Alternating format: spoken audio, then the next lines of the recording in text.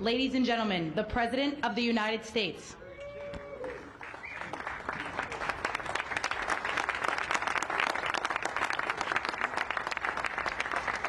Hello, everybody. Thank you very much. Thank you. What a friendly group this is. No Democrats are here, right? Well, I want to thank everybody. This has been a labor of love. You know, we took over a building that was not properly taken care of. It just wasn't. It's a very special building, and we are taking care of it. This was grass, and when you have a news conference, and this was going on for many years, but everybody would just sink into the mud. It was extremely luxurious grass, especially when it was raining, because you'd go down about 5 inches into the mud. And when we had a press conference here, all the press standing back there, they'd be cursing me. The women would be lifting up their shoes, saying, "You've destroyed my shoes. This is terrible." So we got a stone that's the exact same stone and color as the White House itself, because we wanted the friendly feeling of that light color. And it reflects the sun, and it keeps you cool even in the summer. And we've had press conferences. We finished it about a month ago. This is, as you see over here, the Presidential Walk of Fame. And we had this long wall with half windows because that used to be a swimming pool on the other side of the wall. That was the swimming pool where Jackie would say, "I hear women inside." Are women inside? Quite a famous, I'm not saying anything, this was a part of a movie. And the Secret Service said, "No, ma'am, there's no women inside, ma'am. I'm sorry, ma'am, you're going to have to move along. But I hear women inside." "No, ma'am, you'll have to move along, ma'am." So that was the famous swimming pool. Now it's even worse. It's for the media. They covered the pool up. They covered the pool up, and now it's for the media.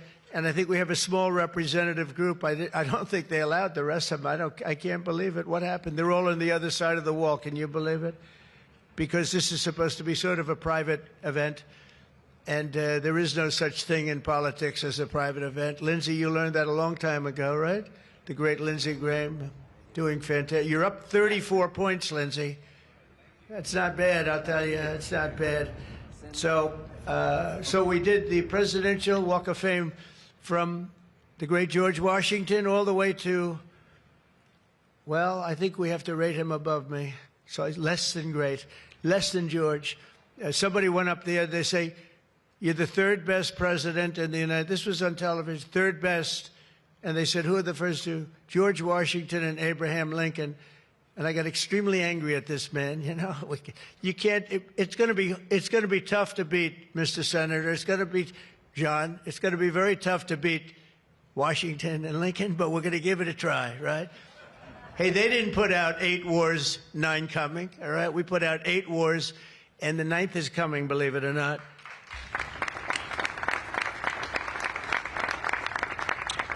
So I just want to say it's great to be with you. And when we're finished later on, we're going to have a little quick lunch, and they do great food at the White House. And this is used sometimes for evening, where we've had some incredible people for the evening, and some of the big foreign leaders have been coming. And most excitingly, on the other side, you see the fence and the wall. We're building a world-class ballroom. You know, for 150 years, they've wanted a ballroom here. We don't have a ballroom. We have a little cocktail area, but we don't have a ballroom. The East Room, it's called, is a very small cocktail area. It holds about 88 people if it's tight. And I said, if I do this again, I'm going to get a ballroom built, and we're putting up our own money. With the government is paying for nothing. You probably hear the beautiful sound of construction to the back. You hear that sound? Oh, that's music to my ears. I love that sound. Other people don't like it. I love it, Josh. I think when I hear that sound, it reminds me of money. In this case, it reminds me of lack of money because I'm paying for it, so it's the opposite.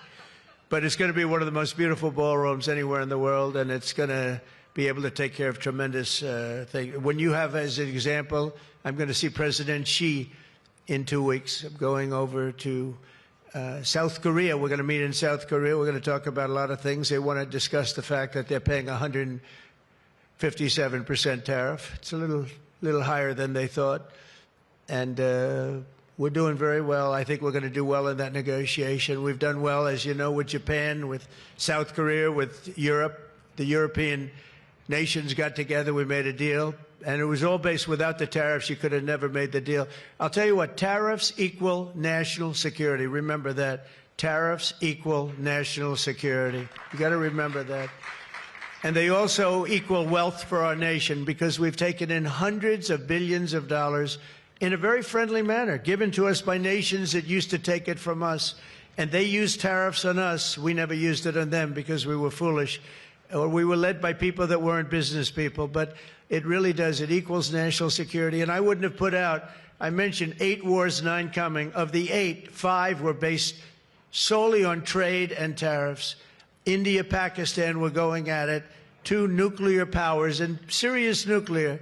7 planes shot down. They were ready to go, and I called them up. I said, you go to war, and we're not doing a trade deal. And they said, well, what does one thing have to do with the other? I said, it has a lot. You're nuclear powers, and if you do it, we're not doing a trade deal. And 24 hours later, they called me, we have decided not to do it. We stopped the war. We stopped a potential disaster, a nuclear disaster, because of trade. And it's been really amazing. But the tariffs have made us a wealthy country. They've given us tremendous defense. They've given us things that we can do for other countries, very positive.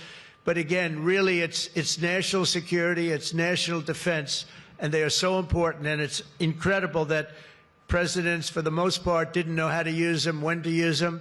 If you go back, you'll see some of the presidents that were the most successful were believers in tariffs. And I even see foreign countries now that we are doing very well with taking ads. Don't go with tariffs. They're taking ads. I saw an ad last night from Canada. If I was Canada, I'd take that same ad also.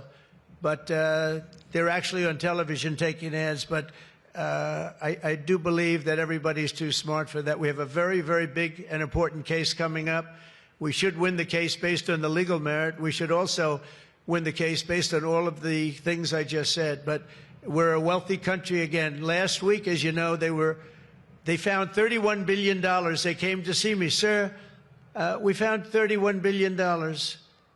They said, we don't know why. I said, was this a good find or a bad find? It was a good find. It was a plus 31. We're used to finding negative 31s, right, for the last 30 years. I said, check the tariff shelf. Well, those tariffs haven't kicked in. Yes, they did. They kicked in 2 months ago. Check it. He comes back 2 hours later. Sir, you were right. We have an additional $31 billion, billion, not million, Lindsay, billion, that we just found from tariffs. They kicked in earlier than we thought. You were right. We're a wealthy nation again, and we're a nation that can be secure. We're a nation that can start paying down our debt. And with tariffs, we're the wealthiest nation ever in the history of the world. Without them, we've got to slog. We've got to slog. But remember this, other nations, including China, Japan, European nations, they used tariffs against us for many years. That's why we owe $37 trillion. That's why. But they used tariffs very successfully against us, and we had presidents that never fought it. But now you have a president that does fight it. So I just want to welcome you to the incredible Rose Garden. It's just an incredible place. It was done. We did it, brought it back to health. It was in very bad shape, actually, and we brought it back to health. First Lady Melania did a fantastic job on it. The surrounds and everything. It's all brand new wiring. You know, underneath there's a lot of wire, a lot of things. Everything brand new, everything beautiful. The only thing we did is we had to get a hard surface here because nobody could use it because of the grass. So I just want to welcome you, and I hope you're going to be here a lot. We're going to use it for meetings. We're going to use it for press conferences. Now we can use it. It was unusable before, and now we can use it. But everything that you see was redone. All of this was redone, and the whole White House is being redone. Some of you came through what they call the Rose Hall. They call it different names, but you probably noticed. I don't know if you came through this door. Did you notice the white marble floor that was put there? That was made out of Home Depot tiles, about 1 foot by 1 foot. They were all broken, about 30 years old. And I replaced it with book-matched marble, paid for by your friend, President Trump. It's like, it's amazing how people like it when you say you paid for it. When I say I paid for it, they say, oh, I love it. But it really, they did a beautiful job. The great great talents. They're very talented marble people I have, and they replaced it with beautiful Paradiso marble and statuary marble, and it's really, really beautiful. I want to thank the outstanding leadership team, and you really do have that Majority Leader John Thune, who's been my friend. He really, really has done an amazing job. Thank you, John. Thank you. Done an amazing job. I didn't get to know John as well in the first term, and I've gotten to know him very well over the last 9 months, John, and you're doing a fantastic job. Thank you very much. Really great. Majority Whip John Barrasso, who's an outstanding man. Thank you, John. Thank you. Great guy, too. Conference Chair Tom Cotton. He loves that military. He loves the, he loves the military. Policy Committee Chair Shelley Moore Capito. Shelley, thank you very much, Shelley. Vice Chair James Lankford. Very good, James, thank you. And you know, we have everybody but one person here. You know, everybody showed up. I figured you'd have like, I'd say 40 would have been a good number, right? We have everybody. We're just missing one person. You'll never guess who that is. Let me give you, he automatically votes no on everything. He thinks it's good politics. It's really not good politics. He's an automatic no. But I don't know. Look, if he wanted to come, I'd probably let him come, right? I'd let him come. Begrudgingly, but would let him come. And National Republican Senatorial Committee Chair, an unbelievable guy, Tim Scott. You know, Tim, I shouldn't say it because it's so, I don't know if it's good or bad. But Tim ran, and he was very effective and very good. But he was on the debate stage and everything else, he was good just because he's good. But he wasn't as good as they thought he was. And when he got out of the race, he endorsed me almost immediately. And I used him as a surrogate. And I wasn't sure if I should because, you know, sometimes I want a total lunatic to get up and fight for me. And Tim is a really good person. So I wasn't sure. And I put him on the stage, and he ripped the heart out of everybody. He was so brutal. He was so unbelievable. It turned out to be absolutely one of my best surrogates, and it includes a lot of you people that were here. You were all surrogates. But Tim ripped these people apart.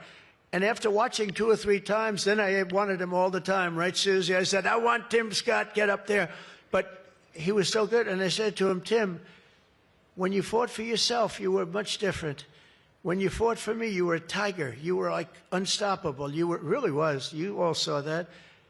What's the difference? He said, I've never liked selling myself, and I love selling somebody that I really do believe in. I really believe in you, and I just felt that way. And it was so nice the way he expressed it. And I want to tell you, you are a champion. You are a winner, and congratulations. Thank you very much.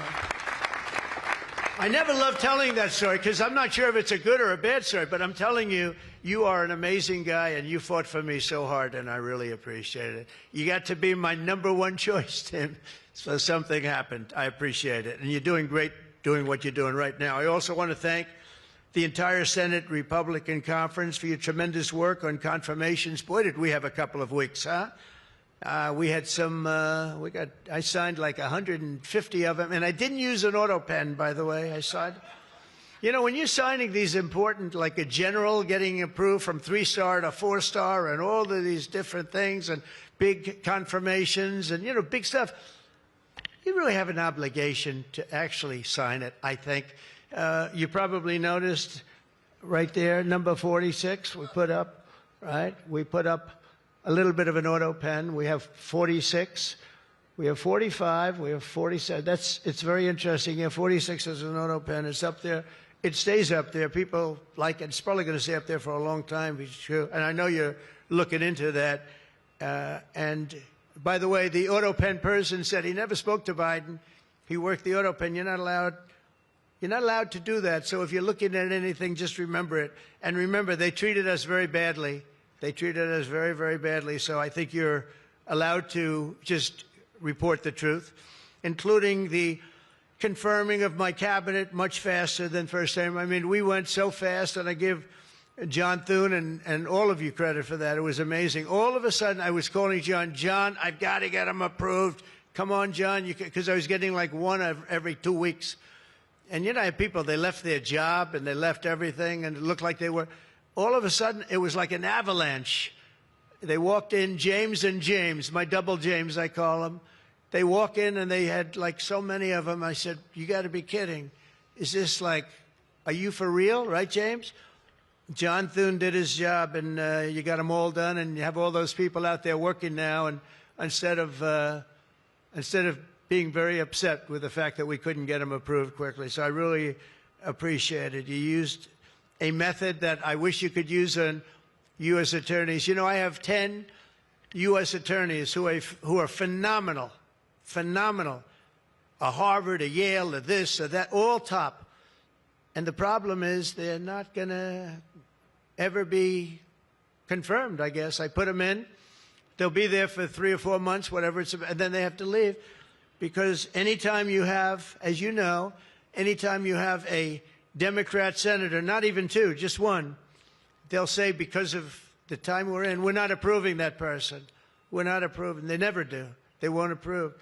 And therefore, because of blue slip, I have to tell the person after 3 months, I'm sorry, you'll have to leave. And I put somebody else in. And I've had Democrat senators say the only one we'll ever approve is a Democrat. This is not constitutional. And you really, I hope you can look at that blue slip thing, because I have 10 people that are phenomenal, and they're going to have to leave office. Highly educated, top of their class, everything. And they're going to have a mark on their career that they were a U.S. attorney for 3 months or 4 months, and then they had to leave. And that's so unfair. It's unfair to the public, because the public voted for me in a landslide, and I'm supposed to be picking the U.S. attorneys. And this goes for judges also, but actually more so even for the U.S. attorney with a blue slip. So I have these phenomenal people, many of them young, but truly fantastic people, and they're wondering what's going to happen in another 3, 4, 5 weeks. They're going to have to leave office. I think it's a shame, and I hope you can do something about it, because I'd like to tell those people, you know, we put you there, and you're not going to have on your resume for the rest of your life, you were there for 4 weeks or 6 weeks, and you left like you got canned. So I hope you look at that. Very important. And after your pivotal changes to the Senate rules last month, as a result, this is what you did, the unprecedented obstruction by the Democrats. We've confirmed more than 175 public servants, people that are phenomenal, to keep posts. And that's just been over the last couple of weeks. It's an unbelievable thing what you've done, John, all of you together. So working closely with me and House majority, the Republican Senate also gave us the largest working class tax cut in American history. And you passed the Lake and Riley Act to throw illegal alien criminals out of our country. You passed the Genius Act and the Take It Down Act with the support of our wonderful First Lady. She got, by the way, she got actual support from the other side. It was bipartisan. I think Rand didn't vote for it again, but I think it was only Rand. You had bipartisan support other than maybe Rand. But another one I'm going to ask you to vote for, and it's in the House now, and I hear it's doing well in the House, James. It's Kate's Law. A young lady named Kate Steinle, I remember it so well, probably 8 or 10 years ago now in San Francisco. She was holding hands with her father on the San Francisco pier, looking out into the water. It's beautiful. Everything was beautiful, but the person wasn't beautiful that did this. And this was an illegal alien that came into our country 5 times, was thrown out 4 or 5 times, I don't even know, but a lot, and came back and shot her through the head. And she went down and she looked at her father, Daddy, Daddy, something happened, and she immediately passed away in his arm. And, I mean, you can imagine, it was so sad, such a beautiful, beautiful, beautiful person.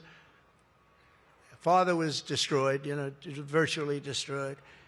And they passed they wanted to pass what they call Kate's Law, and it's now again in Congress, and I hear we're going to get it passed in Congress, and when it gets up to the Senate, I hope you guys can pass it. And basically, very simply, it says that if you're an illegal alien and you come in and you get thrown out, if you come back and get caught, you have to spend 10 years in jail. Very simple. Very simple. If they would have had that, Kate Steinle would be alive today. That was a big event at the time. If you remember, Bill O'Reilly, for those of you that like Bill, I think I like Bill, but he was the one, he devoted his life to that law, trying to get it passed.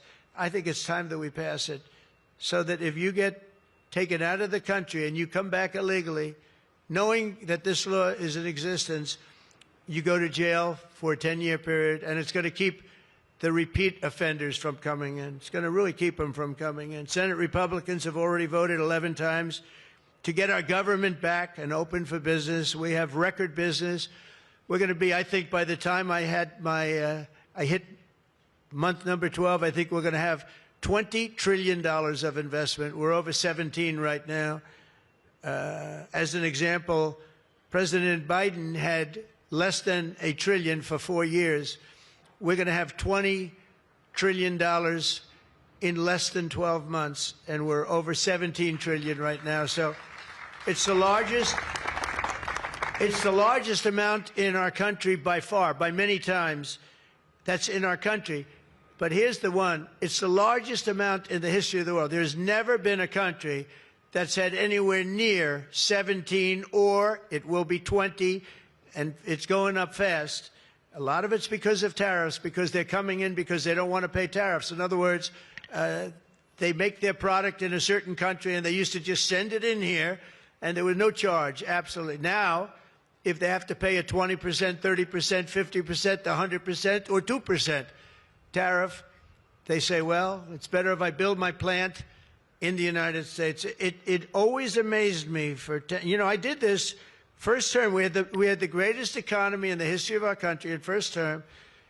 We had COVID, and we did a good job with that. That was a curse for every country in the world. It was terrible. But we had the greatest economy we ever had. But if you remember, I started the tariffs, but I held it off because it wouldn't have exactly been good at the time to tell France, you know what they were going through, you know what Spain was going through and Italy was going through, that, by the way, we're going to charge you tariffs. But I had started the process. We were going, the country was doing good, and I took in hundreds of billions of dollars from China. I put the full tariffs on China. Biden left the tariffs because he couldn't. It was too much money, but they gave so many exceptions that they were essentially meaningless. In other words, here's the tariffs, but you don't have to pay if you look at somebody the wrong way. You don't have to pay. So they didn't pay very much. But with me, they were paying hundreds of billions of dollars. And again, I have a great relationship with President Xi. I expect to be able to make a good deal with him, and I want him to make a good deal for China, but it's got to be fair. For years, they were making $500, $600, $700 billion, $700 billion, and we'd be making nothing. It was a one-sided. Honestly, we built their military. We built China's military with the money that we lost for so many years getting ripped off. So now we're going to have a fair deal. I think we're going to have a very successful meeting. Certainly, there are a lot of people that are waiting for it. Maybe it won't happen. Maybe it won't happen. Things can happen where, for instance, maybe somebody will say, I don't want to meet. It's too nasty. But it's really not nasty. It's just business. And we're going to do a good job representing you people and representing the people of our country. Unfortunately, in a craven and pointless act of partisan spite, Chuck Schumer, who I've known for a long time, and the radical left Democrats are holding the entire federal government hostage to appease the extremists in their party. And they are extreme. I mean, I've never seen anything like it. They're extreme. And you know what? We had a landslide election. We won the popular vote by a lot. We won the swing states, all 7. Remember, they said, oh, if Trump could get 3 swing states, he'd be. And, well, I didn't get 3. I got 7. We got all 7 by a lot, by record numbers. We won the Electoral College, 312 votes. They said it's very hard for a Republican. It's harder for a Republican, although now I think we've swapped it. I think it's now harder for a Democrat, because if you see what we've done with the Hispanics, with the black workers and black men, and recently a poll came out with black men and women were doing so well. You know, they want security. They don't want to have their city destroyed. Women in Chicago, beautiful black women walking around with red MAGA hats because they don't want to be mugged and shot and everything else. And then you see a Democrat get up and tell you how safe it is in Chicago. Do you know they've had, in a fairly short period of time, 4,000 murders? This is over a short period of time, 4,000 murders. And they had a holiday where they had 28 people killed and almost 100 shot. And then you listen to this guy, Pritzker. I've known the family for a long time. They threw him out because he was no good, and he became governor. He's got money through the family. He's got money through the family. But they threw him out. He became governor. I said, I wonder how he's going to do. It's a crime palace. It's a shame. And you know what we did in D.C. is unbelievable. You people, you can walk down the middle of the street, Mr. Senator. You can walk down. You can have your wife meet you at the restaurant, and she's not going to be accosted, shot, beat up, raped. It's unbelievable how bad it was. It was one of the worst in the country, and now it's stone cold. I don't say the word perfect, but it's pretty damn close. And, you know, they would average more than a murder a week in Washington, D.C. This is just before we got here, a murder a week. Think of that. The capital of, in my opinion, the capital of the world. They come from Iowa, they come from Indiana, they come from Florida. You call up the parents, I'm sorry, sir, your son has been shot and killed.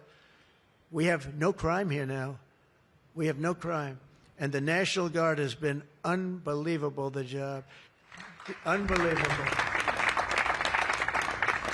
And you know, it also looks better. I do a tour. I hop in that beast.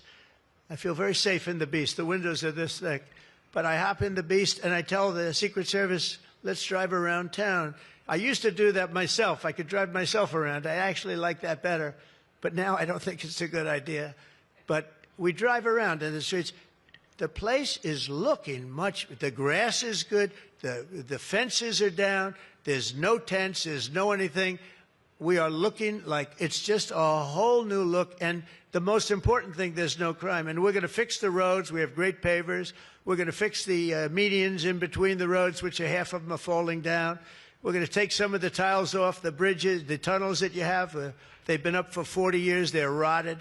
And we'll put up brand new, gorgeous white tiles like it's supposed to be. But this place is looking really good. And we haven't even started the real fixing up of the town.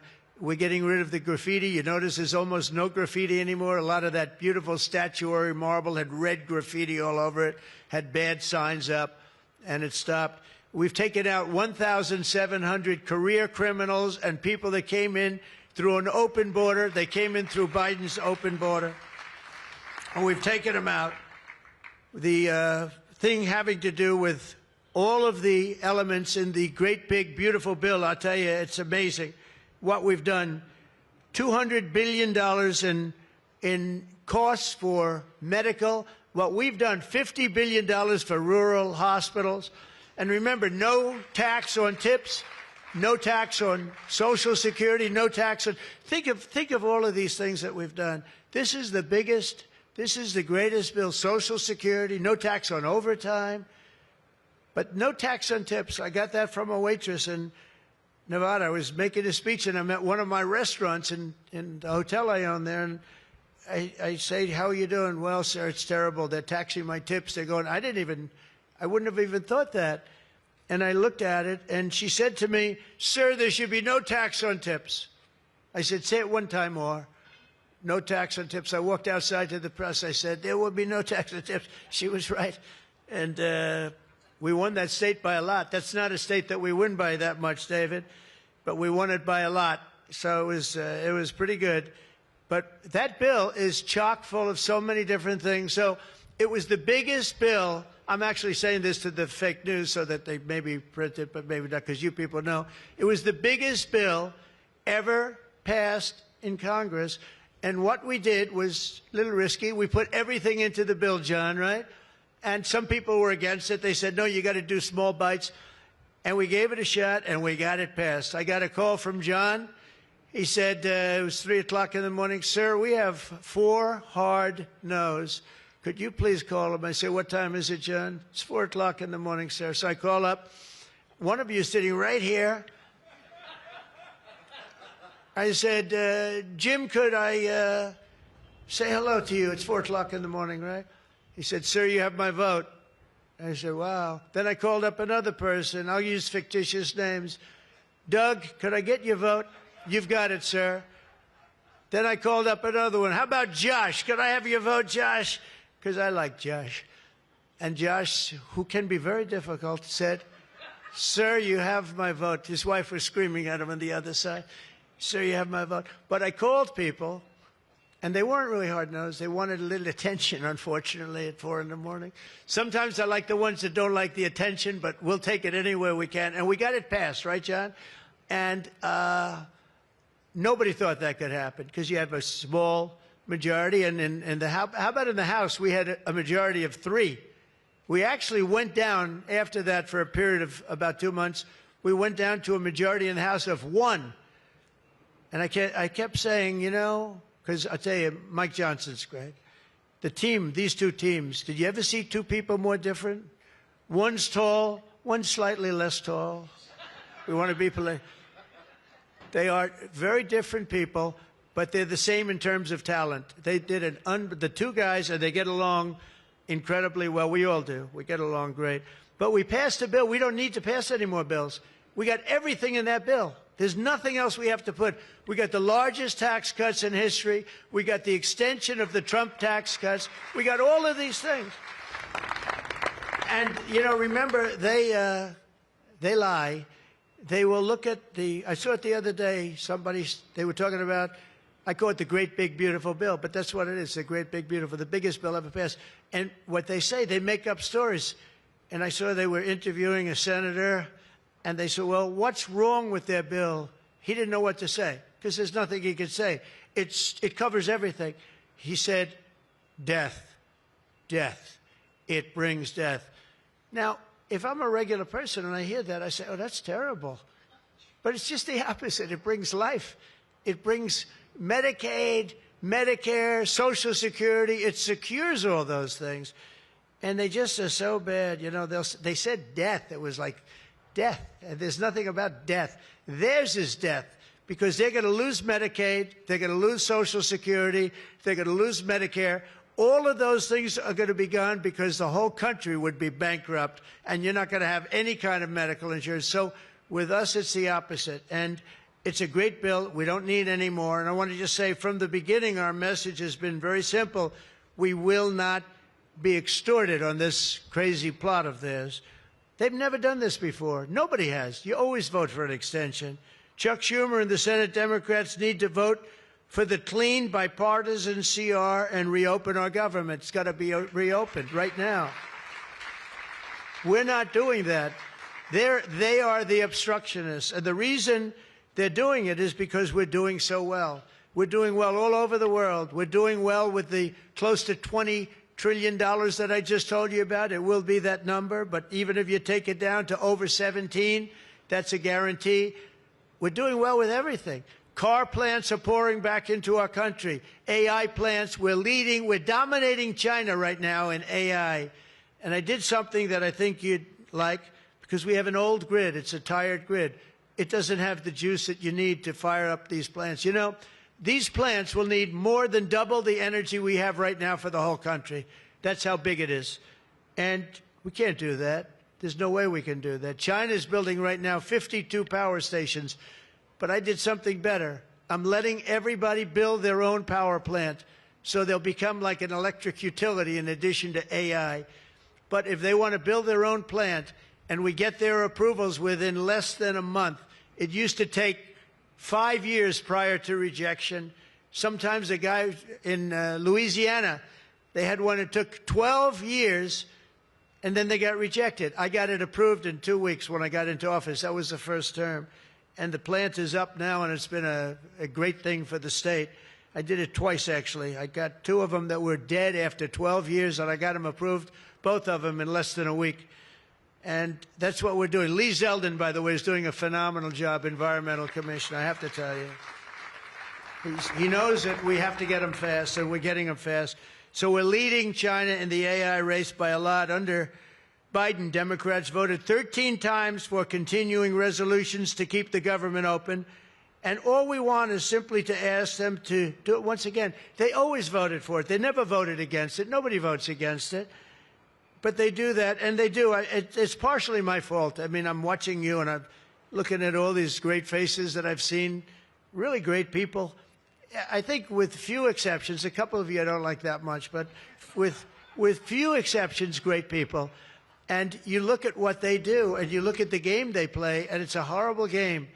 And, you know, we have the hottest country ever. This is the hottest country anywhere in the world. And I say this, I'm sure you've heard me say it, but I was over in the Middle East, and the King of Saudi Arabia and others also said essentially the same thing. They said, you know, President, a year and a half ago, your country was dead. We never thought we'd see this. And right now, you have the hottest country anywhere in the world. We do. We have the hottest country anywhere in the world, which tells you about leadership, and that includes your leadership. So as you know, my door is always open to anyone. It's not like that AOC. How about her, where she said, she's talking about having rebellions and everything. She said, well, my door is always open. But she's not the leader. I'm sure the leaders felt very nicely about when she said her door is open. Who the hell wants to go into her door anyway? She doesn't know what the hell she's talking about. She's the one that started. You know, I remember, I'll never forget, she never took a course on the environment. And I watched her one day, and she was on television. She said, yes, our planet will be dead within 12 years. That was a long time ago. Our planet was supposed to be dead. Remember the 12-year theory? We were environmentally dead. Now, these people, they've got an agenda that nobody quite understands. The good news is they don't understand it either. They really have no idea. But the people do. The people understand. We're giving you the biggest tax cuts in history. All of these things, it all adds up that we should do fantastically well in the midterm. The only thing wrong with the midterms is that statistically, when you look, a president gets elected, and for some reason, and nobody, even the great John Thune, cannot explain to me, for some reason, even if he's a reasonably good president, and we've had success like nobody, but for some reason, you lose the midterms. I don't know why. I mean, the odds are tremendously against, like 92% or something. It doesn't make sense. If you have a great presidency, it only makes sense that you win the midterm. So there should be no reason for it. Somebody's going to explain there might be some dark, deep psychological reason where they want to vote the opposite way.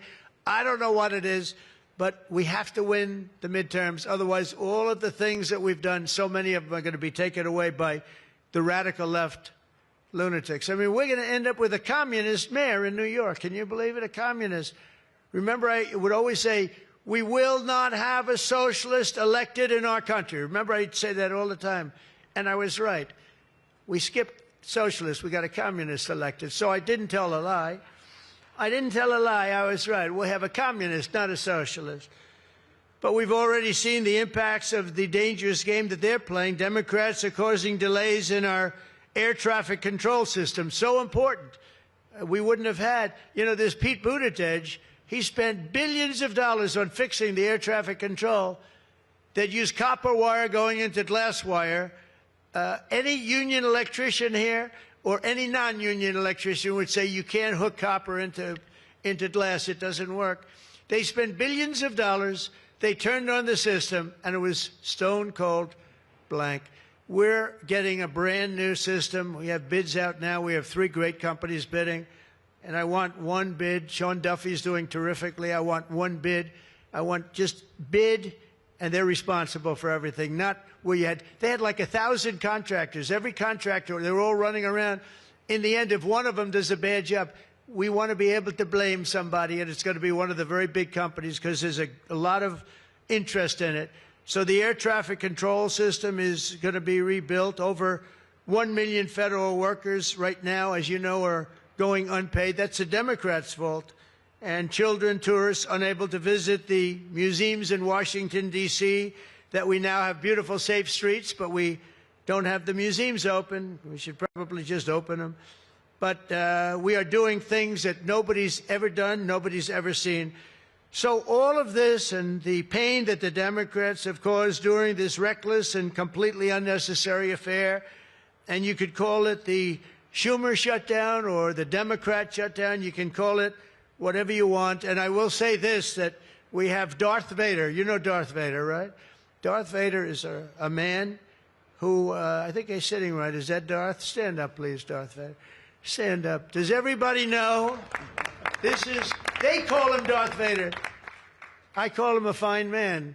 But he's cutting Democrat priorities, and they're never going to get him back. And they've caused us, and they've really allowed us to do it. And by the way, thank you. You're doing a great job, I have to tell you. So really a great job.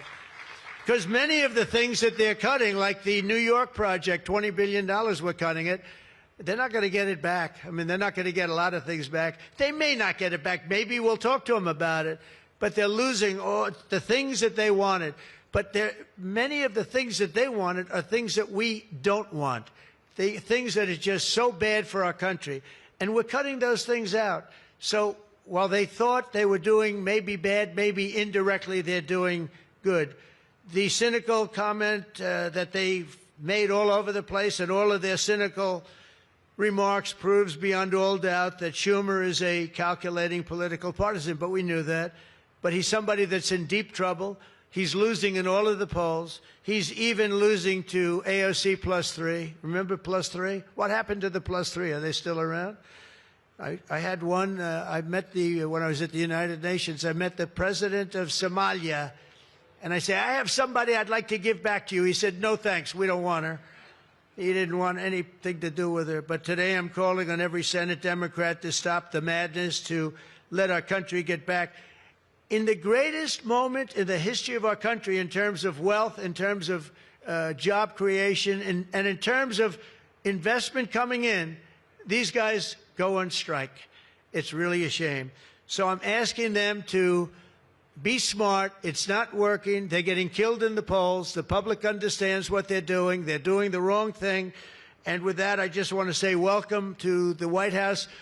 When we're finished, they do a great job. When they're finished, we're going to all come in. It'll be a little crowded, but that's okay. Into the Oval Office, we'll talk a little bit, a couple of minutes. Got some interesting things. And I think I'd like to have, if I could, John come up and say a few words, and we can close it out. And by the way, this is an open mic. It's open to the world. I think they can hear me out on the street.